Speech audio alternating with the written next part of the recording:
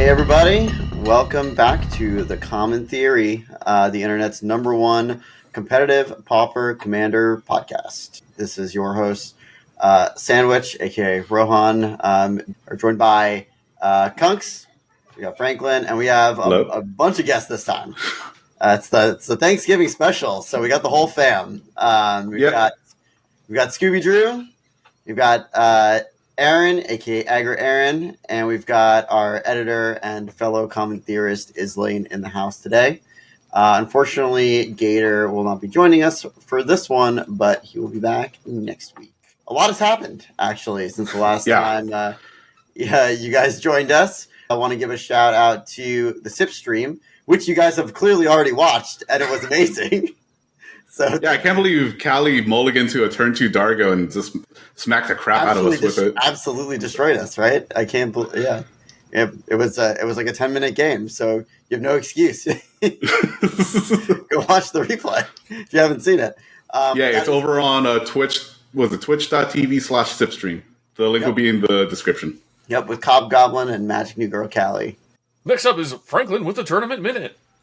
Yeah, so in tournament announcement, both Bobby, Be Fine Fine, and One More Game Chris announced that they're banning Mox, Field, and Architect as ways to play in tournaments. So everyone's going to need to have a web camera or use your cell phone, as well as having paper cards. Fortunately, it's still proxy friendly, so you can go to Office Depot, Max, or Staples and just print out their color proxies.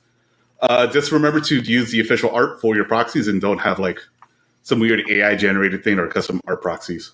With that being said, was it LFG games in both our server, in the Common Theory Discord, as well as the Sanctuary server? You could still use Moxfield on them. Yeah, I mean, you still want to be able to, play test your decks and before buying them, before committing. So it's still useful to be able to do that. Yeah, even though it's all commons, the hairprints are still expensive, and it's still, a pain to... I'm still not throwing $100 away for a deck without testing it first. Yeah, sorry. Exactly. Just not happening. Oh, Sorry, I did that twice already. Unclear. I used to do it back in the day, for sure. Like, I used to buy casual decks, pay $200, put together a thing, and then, play it 3 times and be like, I fucking hate this deck, and then throw it, take it apart. Like, man, why did I even bother? That's how I ended up with, 15 Ristic Studies, because back in the day, it was only, $15. So I'd be like, yeah, Ristic Study in every deck. And then eventually I sold them all for, $30 a piece. Donks. See, that's good. That's good investment in cardboard. See, but I'm supposed to with these, but it was done in a cards. stupid fashion. Okay, great, but I don't understand. When I'm supposed to these bulk cards, this doubling season that's got this weird Pokemon foil texture on it. What am I supposed to do with that? It's just gonna sit in a bulk box. I guess I might as well pick up a couple rabbits off of it. But talking about bulk mythics, let's talk about something that we're thankful for this week. Because last weekend was Thanksgiving. We have all of our guests here to just discuss about everything that we've been thankful for. But before getting to that, let's get into the quick introductions. Scoob, I haven't talked to you in a while. How have you been? Doing all right. Busy. Going to be dad for kid number 2 soon, so that's been kind of taking up a lot of time, things like that. But, doing good. Trying to play casual games. Just, keeping up with you guys and all the other PDH content out there, so at least I can be somewhat in the know of what's going on in this beautiful format of ours. Are you going to double up on your booster pack project? Yeah, just because more reasons to go to the LGS, obviously. For those who don't know, when my first kid was born, it was just before Innistrad came out. So I've been picking up a booster pack of every Magic, Pokemon, and Lorcana set. So that way, at some point, they can just have a big opening party, or if they decide they don't want to get in TCGs and bully me, I can just flip those cards and pay for something, treat myself, for the therapy when they, as they, they throw all my cards on the roof and tell me to go get them or something. I don't know.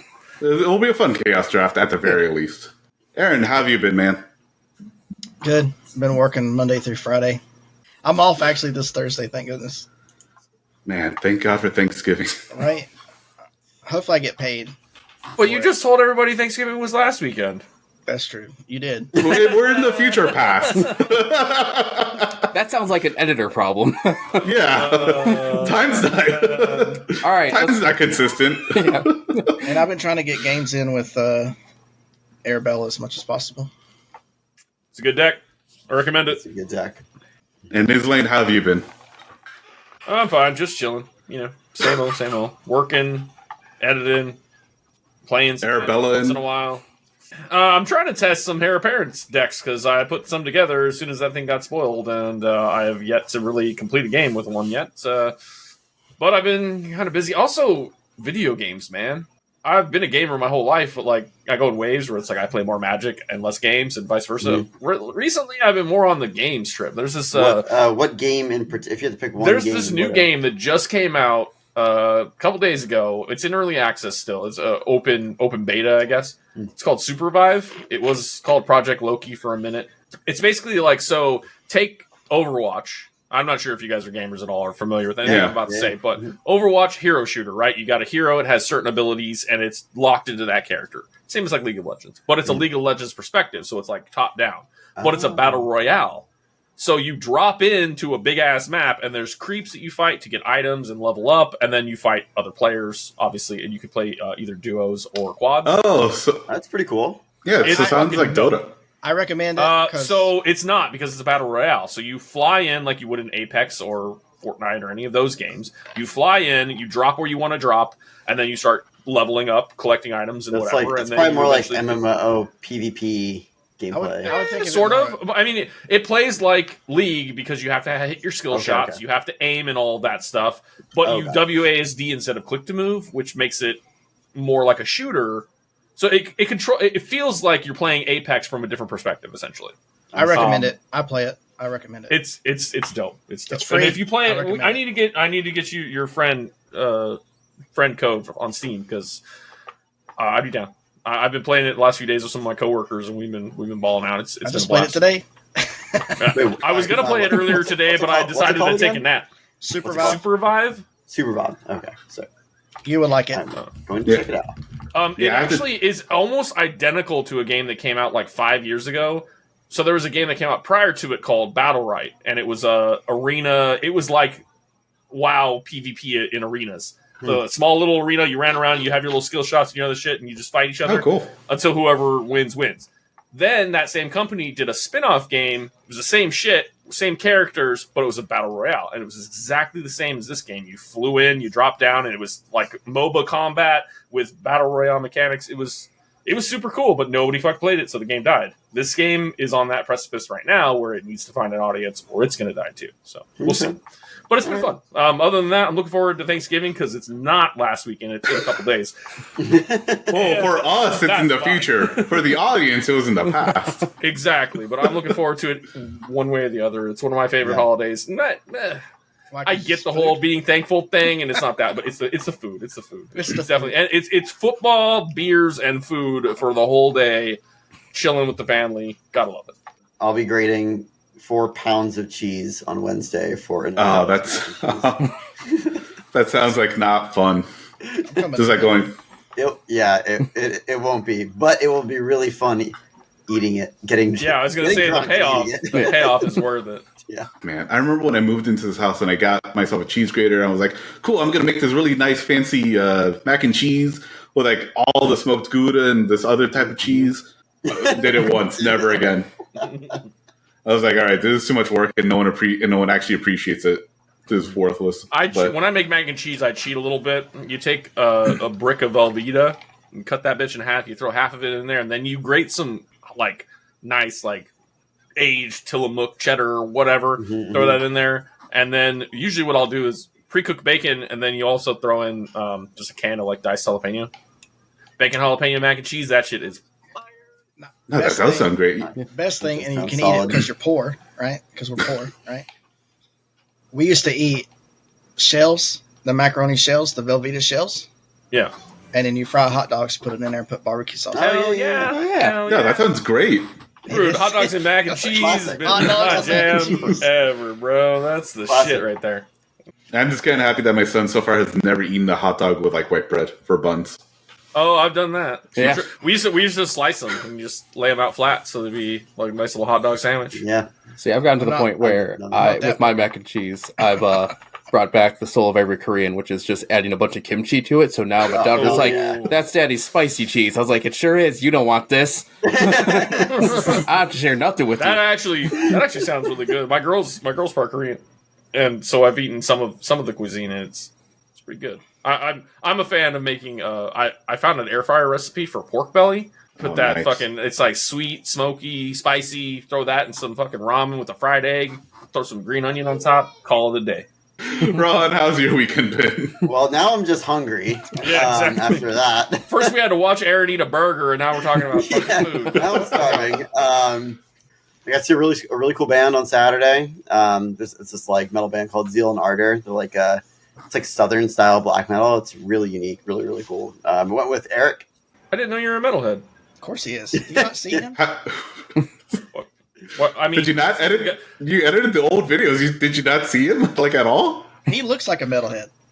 Yeah, I'm a metalhead. Do I look like a metalhead? Yes. I don't, like, there's a look. Yeah, I didn't realize. I've got the new Black Dahlia record sitting right behind me. It's really Nice. good. Big fan. Big fan.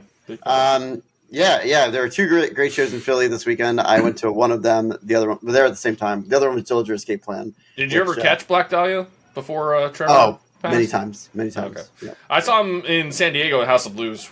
Oh, What a hell show. yeah, dude, they're amazing. Ryan Knight as an incredible guitar player. For those of you out there who are into this stuff, and yeah, I've taken a few guitar lessons with the guy. He's like the nicest dude. But I went to a show with Chum Guzzler, aka Eric, amazing Gretchen player, and before we went to the show, we actually stopped by Queen and Rook, which is where Rags to Riches is going to be held the next year. The new Queen and Rook location, right in South Philly, kind of sort of in between Center City and South Philly. I got a pin right here, so I got this from Dallas. Shout out to Dallas. Also, Nice. An incredible player. The sickest LGS I've ever been to. I think calling it an LGS almost does it a disservice. It's 3 stories and like it's like almost a whole block. It's a large chunk of the block. Sounds like a theme park, to be honest. It feels like TCG Dave and Buster's. Like Yeah, the there you basement go. is all arcade cabinets, including Marvel vs. Capcom 2. Hell yeah. Nice. That's shit right there. Yeah, and then the whole like the ground floor, which is like basically 3 stories of height because it's like this huge ceiling. It's crazy. There's a massive space of tables. There's like a restaurant space, but you can get food kind of anywhere. There's an entire Like full Chuck bar. E. Cheese for adults. Full bar. I got an Jesus. incredible kimchi burger. It ruled. They have their own house brewed beers as well, which was incredible. It was really cheap, which is also incredible. And I did bring my popper cards, but we didn't actually play a game. We didn't have time. It was too bad. But next time. Yeah, Oh no, what a problem to have. Oh man, I did show up with a backpack of my 60 card popper decks. I was like, all right, let's go, guys. And we didn't have time. we got a place down here. I went to see EDH tournament, and Hell yeah. it's like 2 hours from me. But they got a place like that in Chapel Hill called the Gathering Place that Good name. has its own bar, and then it's kind of like what Green and Rook does. It's not as big, like story wise, but they're going to start serving pizza eventually. Nice. Downstairs. Oh, nice. Yeah, I'm very, very, very, very stoked for Riches to Rags next year. Me too. I will 1000% be there, and any event that is a format that I play in Magic that's there, I will travel the 2 hours or the drive to go to it. It's that sick. Couple hours ain't that bad. Are y'all Yeah, going Yeah, 2 hours is not that It's bad. not that bad. And especially for not for what you're gonna get, because it's like such a dope location. Are you going to go to Chicago for that? I don't know. Bobby was talking to me about going to Chicago. Oh, that's MagicCon Chicago in February. Yeah, that one. Maybe. What you guys should do is you should skip that and you should go to MagicCon Vegas in June and meet me. In June? I think it's in June, yeah, this year. They I announced think it. I think it's in I'll July. go to one of them, but probably not both. I don't know if I can afford to go to both. I can't No, go to 'cause Chicago, so Vegas is the only one that I can really make it to affordably because I can. It looked, drive. Yeah. it looked good from what I saw. Like I can probably do Atlanta. Like I just need to talk to Gator about Atlanta because like I definitely it's could go a to Atlanta. shorter drive. I'd rather fly in there. Yeah, Vegas is in Atlanta's June. like a 4-hour drive from me. Atlanta's in September. I'm curious to see what happens with this this little thing that Bobby was, which you guys didn't mention in the tournament update or your tournament minute. Oh, the PDC tournament? The dual commander thing. I've never played 1v1 EDH, so I don't know how that would work. And I was sitting there thinking, I'm like, what the fuck? It's easy. Look, you look at your opponent. Well, sure, yeah, it's 1v1. Yes, I get that. There's less decision.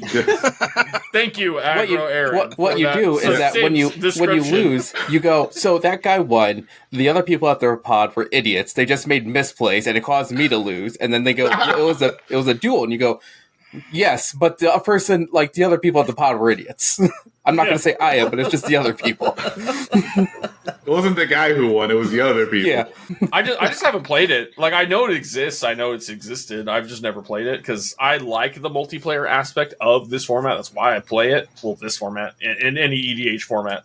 Like 60 card is fine, but like I don't know, the multiplayer aspect just makes it so much more fun to me that I don't really want to play 60 You just card get more people to play. That's the thing. Instead of like 20 1v1s, right? Like 20 people that 1v1 each other versus 20 people that pretty much 4v, you know. Yeah, make it into a small group size. Yeah, I mean, it can make it feel like a larger tournament, like artificially, I suppose. So like that's cool, but yeah, like I said, I was just looking at it. I'm like, out of the decks that I have, I don't really like any of them for 1v1. I'd have to build something Arabella, because Arabella's probably fine, but you're also only hitting the one person and only getting that life. Yeah, I guess that's enough. Maybe. No, Arabella's apparently like a really good standard deck right now. It's the same thing. Yeah, you're not changing the deck. Like you're literally swinging for one, right? And you're still doing the damage per creature. Nothing changes for Arabella at all. That's true. Yeah, I guess that would probably work. I was trying to just look at my decks and be like, which one of these would actually There's just work no commander damage. Like Sivris does not work at 1v1, I don't think. No, it does not. You're drawing one fucking card and you're not really getting any advantage out of it. It's not good. Yeah. The only change you might want to make to Arabella is like throw in a little bit more spot removal, maybe. Spot removal, just so you can tempo, just so you can have an opening hand with like a bolt, so you can tempo out their commander, because a lot of the commanders you play against are going to be like fast aggro things. So all you have to do is like kill it once or twice, and then you're cruising. You're set. You're just like, all right, I win. I think you also main deck red and power. Is there a difference in life if you're doing dual? Yeah, it's 25 life. It's 25. That means you can get one shot by a Darga. No commander damage. No commander damage. Duh. You still get one shot by a Darga. But there's no Rog. So I wanted to play Darga Rog, and then I saw that Rog is banned. I'm like, all right, this format's not for me. If I'm going to play 1v1 Popper, I'm just going to play 60 card. Yeah. That's my hot take. I wasn't really super interested in joining in on it because I don't, like I said, I prefer the multiplayer aspect. Just wanted to bring it up because it wasn't mentioned. I probably just will not be participating. But again, I'm just happy that Bobby's doing something at the end of the year for like something special for everyone. It's something different too, which is nice, you know. True. Gotta put those extra little activities out there for people. Yeah. With that said, Franklin, what were you this year? You know, what are you? We're like 30 minutes into this episode. We're finally starting. The Rohan clean segue. What things have come to pass this year in the world of CPDH that you are stoked about, you're grateful for, and you would either like to see continue or just get bigger and better for next year? Even though we discussed it and there's going to be no longer, no Mox Field and no Architect, I'm still happy that the tournament scene has been pretty healthy throughout the entire year. Like, there's only like one or two tournaments that didn't hit like 20 players, and that was like in the middle of the year, like during summer. So that's understandable. But that's really just what I'm been super happy for. Just bigger tournament scene, more players coming out. How, if anything, the continuation of like the morning podcasts over on Sanctuary, and then we moved it over to Common Theory, and just talking to Lotad and Gator and Scoob out of point. But yeah, that's honestly what I've been mostly super thankful for. Just having people to talk to in the morning and just being better connected with everyone. Because unfortunately, I don't really get to play as often as I would like. Because again, having adult stuff. Preaching to the choir. Yeah. Cool. Well, I can tell you some stuff I'm thankful for and some stuff I'm not thankful for if you want to have both. So I'm thankful. Well, maybe not just this year, but I'm thankful in general that the Sanctuary server popped off and has become a place for people to not only play but also to prep for tournaments and then actually play tournaments, which is great. Shout outs to Bobby. Good job, well done, sir. Good. I wouldn't be here right now if not for the Sanctuary existing. So yeah. I mean, that's how I connected with a lot of people as well. Obviously, Chris, the One More Game server, that like he's doing good work too, as far as not only doing the tournament organization, but then also having some charity support and stuff. That's great. We'd love to see that. And also, thankful for the connections that like we made. Becoming your editor and all of that has been rewarding in its own way. As far as stuff I'm not thankful for, infighting. Can we all just like get along? Like we all need to just fucking make this format great and make it a welcoming space. And that was all I ever said throughout the first, year of becoming involved with the Pauper Commander community, was that it's a very welcoming, friendly, warm place. Like we can all go here and it's a safe spot and we can hang out, we can have fun, and we can play games, we can talk, theory crap, blah, blah. But there's been some little bullshit whispers in corners and whatever, and subtexts and subtweets and fucking bullshit. Just like, let's play fucking Magic. Let's stop worrying about so-and-so said this or so-and-so said that or whatever. Like, let's just get back to being thankful for having this card game and having a community to play with. And being able to do it online from the comfort of our own homes where you can fucking drink a beer and hang out. I guess some people aren't cool with that, but some of us like to drink some beers and play some Magic. So I had that happen at Rags and Riches. I drank too much. From the we had a good time. And that's what it's about. It's about having a good time. And so I've kind of made it a tradition. Prior to being a content creator, I had a local play group. We used to get together on Fridays. We all had the next day off. So we would grab beers. We would sit down and play Commander. And back then it was not super competitive. So it was playing 3-4 hour games. And, we get 2 games in maybe before we were too shit-faced to finish one. But it was a good time. We had a good time. And that we went on with our lives after that. And then I eventually got into the content creation thing. And it was well, when I'm streaming, I'm going to drink a couple beers. I'm fucking have a good time, play Magic with my buddies. There's nothing wrong with that. And if you're hating on that, you're throwing shade on shit like that, you're not American. Fuck you. In America, we drink beer. We just drink beer and shoot guns. If you don't want to hang out with somebody because they're having a couple beers while they play Magic on their fucking day off after working a hard ass job, you can suck it. That's it.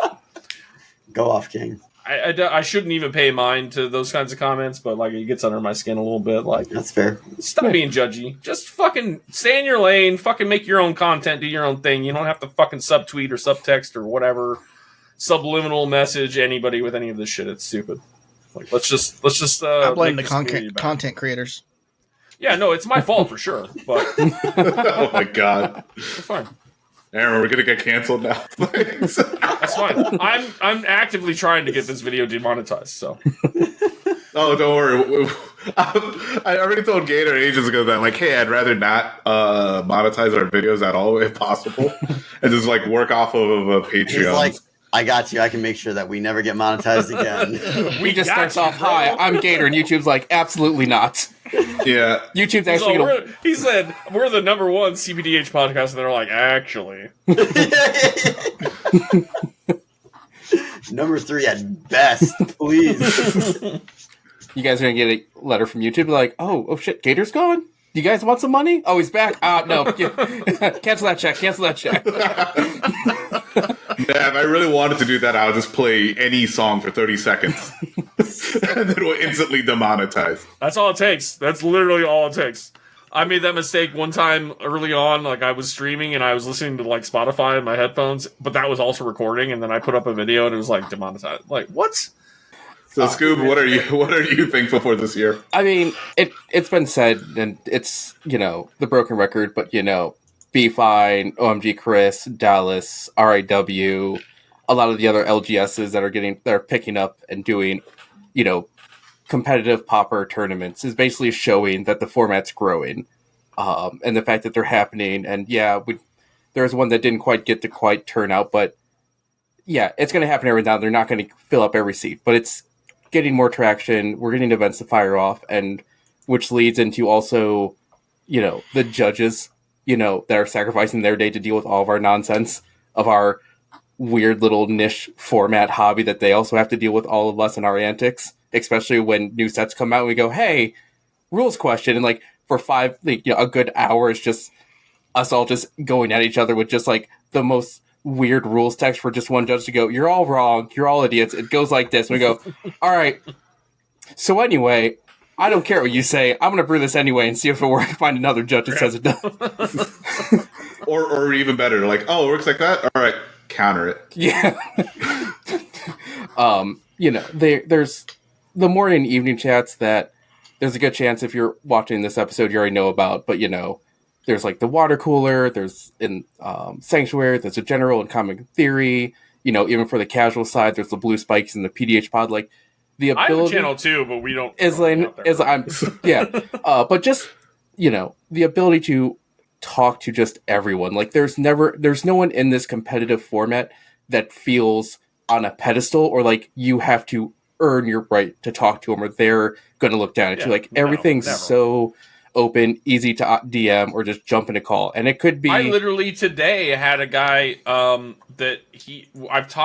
not like actually met him or spoken with him very much, but on the PDH home base, there's a thing for like IRL hookups, which is how I ended up playing with Paul and a few other guys down in like Escondido because they're San Diego, I'm Riverside County. It was kind of in the middle, that sort of thing. I only met up with him the once, but we've talked about meeting up again. Anyways, long story short, this guy is in that same circle. So he lives somewhere here in Southern California, but randomly sent me a friend request earlier and then messaged me and was like, I was looking at your Citrus Click with this, and it seems like there's a lot of different cars from what you got in your primer. And I'm like, fuck, I haven't updated that shit in a minute. So he's like, oh, I noticed you removed all these cards and added these cards. I'm like, well, they're mostly cards that were already in there. I just like had swapped some shit out, and then I said I didn't like this, and I swapped it out, and blah, blah, blah. It's like, then we did, I pointed them to the Common Theory episode where we did our deep dive, because 3 of us played it in the last Sanctuary. And, hopefully that was helpful. But, again, random person that I haven't really interacted with much, just friend requested me and started asking me shit, and open book.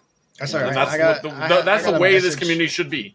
That's all right. I got a message from one of the Aussies. I had to teach some new Aussie. His name is... Oh, yeah. Yeah, Ollie. I think it was... I taught him how to play... he's one of Clarky's friends, right? Yeah. Nice. Well, I walked him through it, and then I got a message saying, hey, like, you did well. I'm not that great of a teacher. I'm going to put that out. But he's like, you did well teaching, and then, like, you didn't overwhelm him with a lot of stuff. I'm like, yeah, because I don't like to be overwhelmed either. Yeah. But I thought it was cool. I mean, I sent it to Gator, and I'm like, look what I got. Yeah, I mean, that's the kind of shit that can happen in any community. This community, though, feels that it's more open to those types of interactions. It's like, I can't remember the last time somebody random, outside of, because I have an open Discord, so like random people join all the time, and I'm like, sometimes when they start talking, I'm like, just out of curiosity, like, how the fuck did you find this place? And then just kind of see like, oh, they were looking at a deck list and then they followed, a link, or they were looking at a video and they followed a link, or somebody recommended them to look at my deck list and they followed a link. Whatever. I get new little follow things on my Moxfield all the time. Yeah, I've got like 140 people or something like that follow me. I was like, damn. Nice. Like, I mean, I've been on there for years, but still, like, it's just over the course of time. Yeah, I never see that because I never like brew my own decks. The one person who doesn't brew. Yeah, he's like, oh, Gator and Aaron made a deck. I'm gonna play it.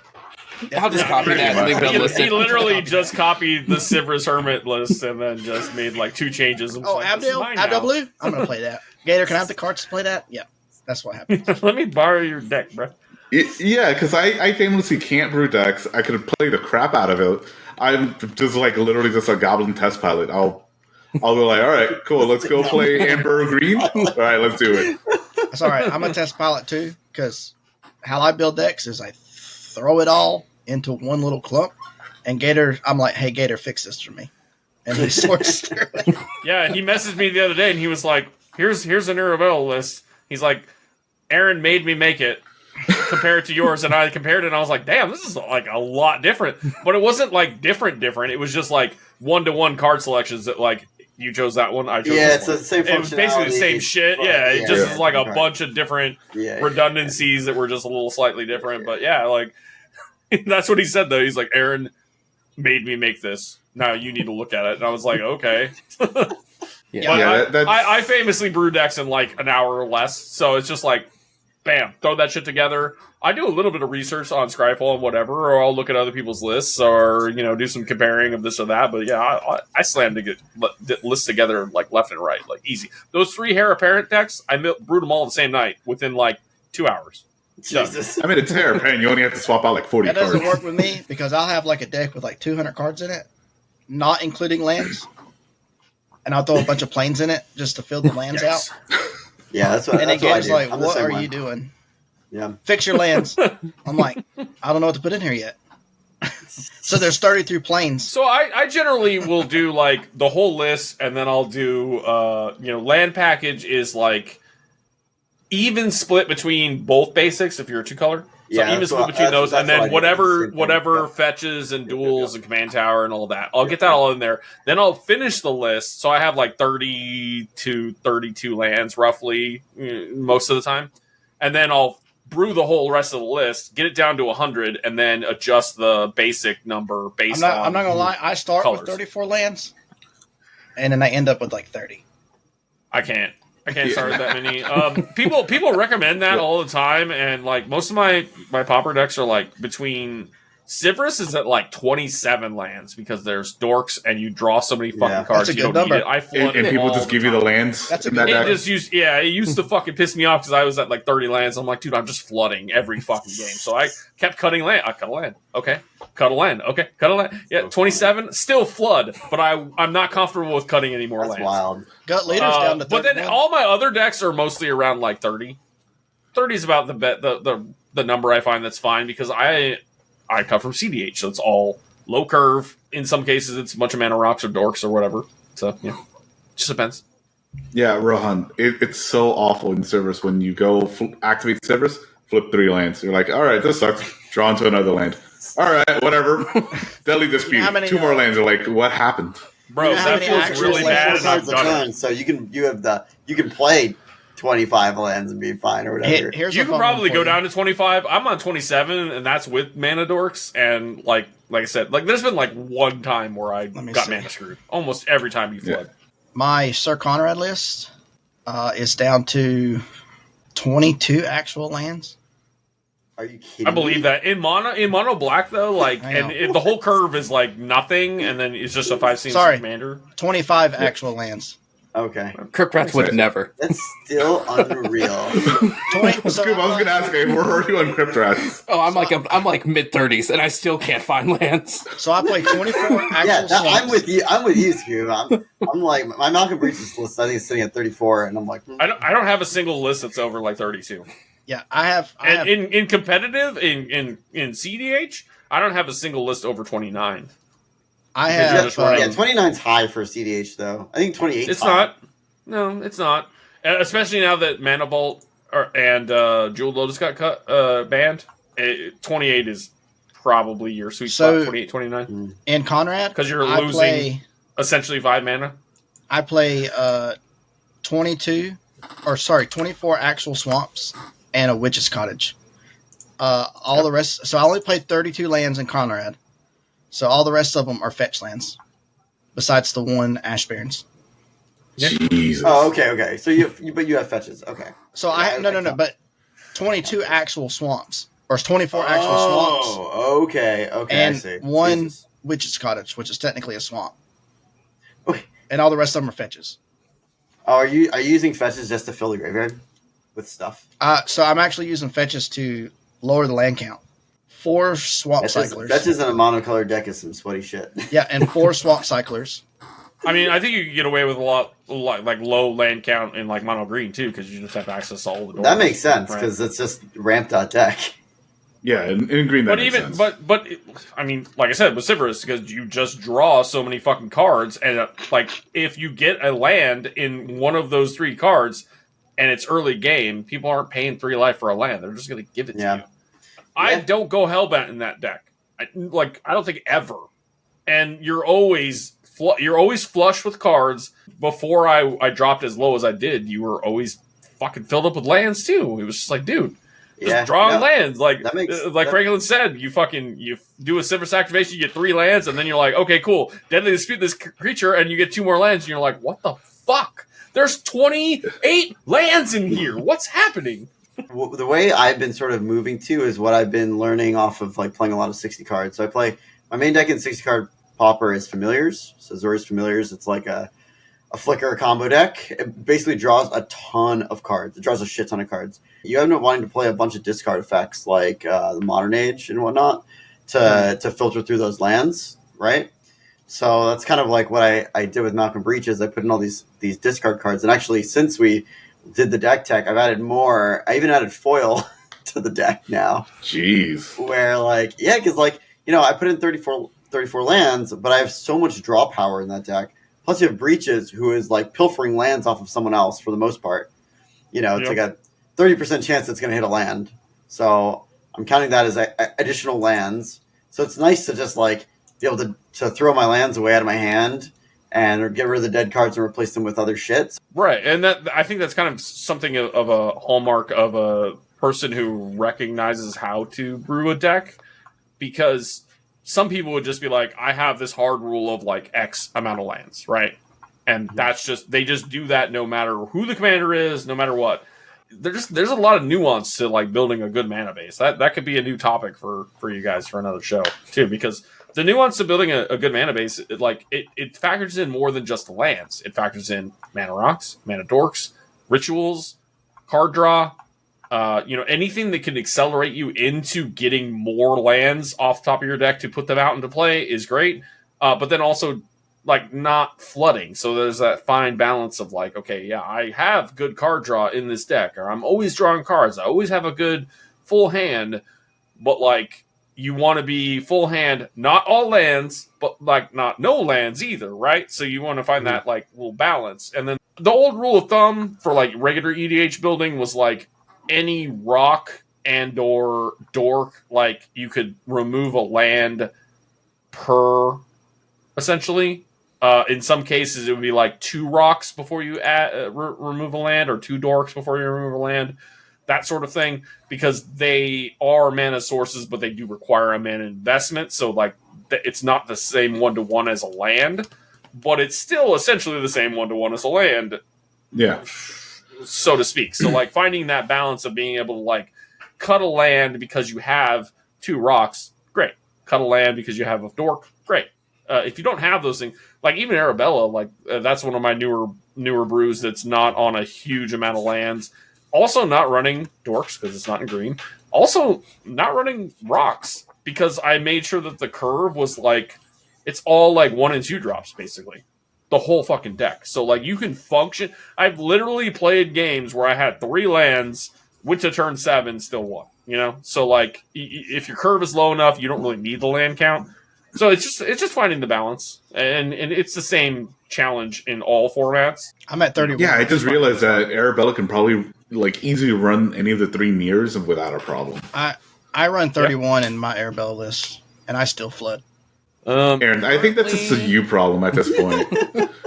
I don't want to say like I'm influencing this personally, the format, because I'm not going to try and say that like I'm that influential, but like my deck building process that I brought from CDH over to this format, I feel like since I've been playing, it's been a couple years, but since I've been playing, I have noticed a general like lower the land count.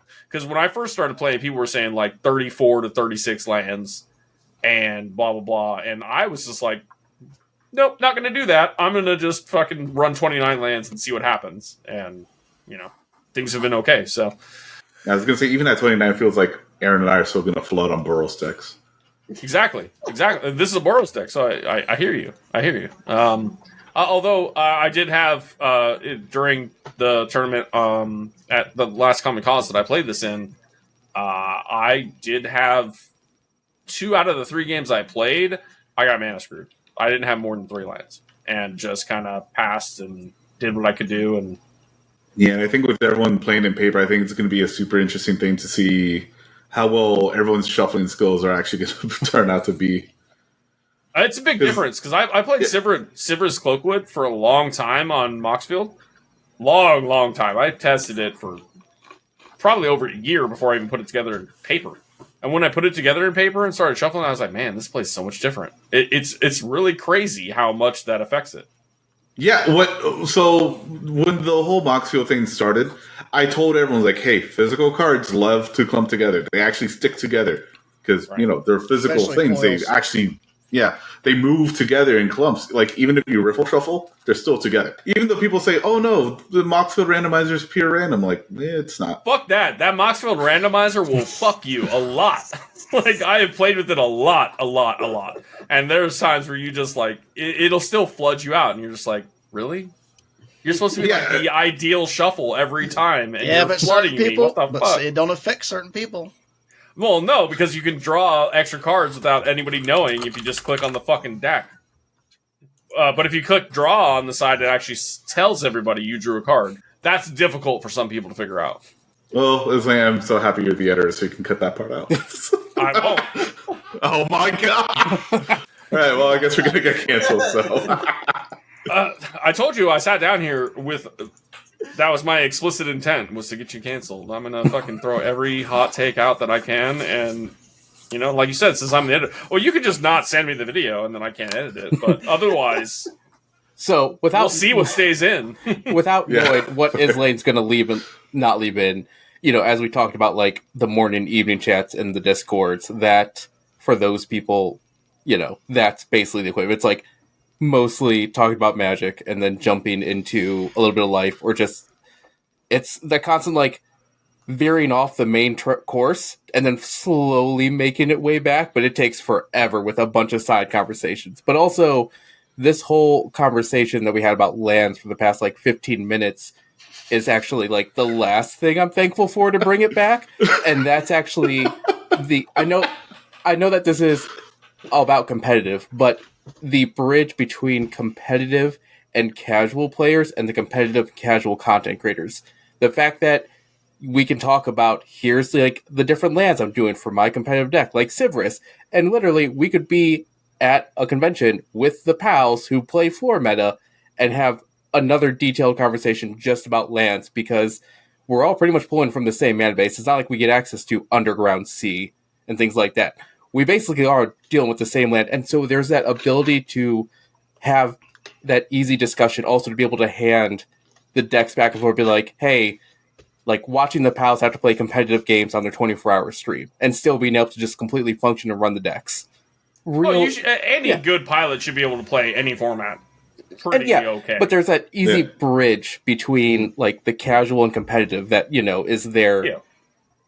That it's not a slight uptick. It's a slight uptick. Yeah, there's some cards you move around. Sure, you do that, but it's the ability to just be like, okay, you played casual, you're ready for something a little more competitive. Great. It's not like the old days of playing 60 card at your kitchen table with the one friend that you go to FNM with, and then the rest of your friends just buy a booster pack here and there and have just the most atrocious mana base. And you're like, I don't know what I'm supposed to do here. Like, I'm going to stop you. That natural arms race happens too with most people who play EDH, and they get into a dedicated play group. You play against each other, and the one guy had an older brother that just happened to give him a fucking Underground Sea and a Mana Crypt, and you're like, well, none of us have that, and we can't afford it, but cool. I lived through that. Yeah, we had a guy that had every single dual land, everything that you would ever want that was reserve list. And then he'd sit down and we'd be playing basically upgraded precons against him, and he would pup stomp us. Man, that sounds rough. Man, thankfully, Commander is a proxy-friendly format. Yeah, well, I mean, at that point, I wasn't proxying. I was fully just, this is what I own and this is what I play with. So we had that natural arms race where you bought better cards and blah blah. Eventually, I ended up getting all the cards that. Not the dual lands, because they're a little prohibitively priced, but all the good counter spells and free rocks and all that shit. Eventually got those and got to a point where I could compete a little bit better. So how I ended up building Zur, because it was like, this guy's the boogeyman in the format. I'm just going to build the best deck in the format. Fuck it. And that's ancient. If Zur was the best deck, That's It was cool. prior. It was prior to partners, but I'll tell you what, Xur is still fucking good. He got a lot better after Dockside ban, for sure. For sure. Oh yeah, I'm pretty sure that needs to have like 2 necropotences too, which is crazy. I still only run the one. The new one's lame. It's not good. At this point, I think we've all said that we were thankful for some stuff, and I think we've all had enough side tangents. I don't know where you're at, but it feels like we've done this long enough. What do you say? You want to take us home, Yeah. Franklin? Damn, Ron, he took your job. He's what? He's part of the commentary. So Yeah. It's like just like we got to wrap this up. I don't need any more tangents to edit out or deal with. Like I don't want to cut more stuff. I'm done. Hey. It's like my editing job is cut out for me. For this episode. Jesus Christ, end it. Yeah, so let's start off with Scoob. Where can people find you online? You can pretty much find me at Scooby Drew 0 on pretty much every social platform there is out there. I try to land grab that. It's just the matter of activity is varying, so chances are Discord is probably your best bet if you need to find me or get a hold of me for anything. Aaron, where can people find you online? You can find me in the Sanctuary, and you can find me in the Common Theory. Izlain, plug your stuff. Linktree / the possibility storm. It's all there. I'm also in Hell the yeah. credits, yada yada. You guys know. Just pay for my Patreon. That's what he said. That's what I heard. Just sign up for the Patreon. The editor needs more money. Yeah. All right. And with that, thank you, everyone. I'm actually super thankful for I didn't actually say it, but actually Gator for getting me into this community, bring me onto the podcast, introducing me to like everyone here. I really just want to say thanks for that for Gator, even though he's not here right now. Thanks, Gator. I'll second that. I feel like Yeah, I just third it, but there's also a part of me that's just like I need to be the odd person. I'd be like, you know what, Gator? No. You know, actually, that Gator guy, kind of sus, but you know, the rest of y'all are cool. He's no good. Hide your kids, hide your wife.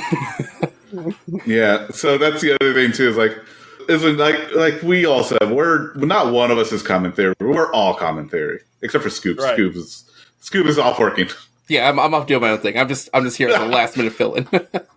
And you, the viewers, you're also I'm commentary. this thing, and I'm the other thing. So there you go. But you know what? Do you know who the real commentary is?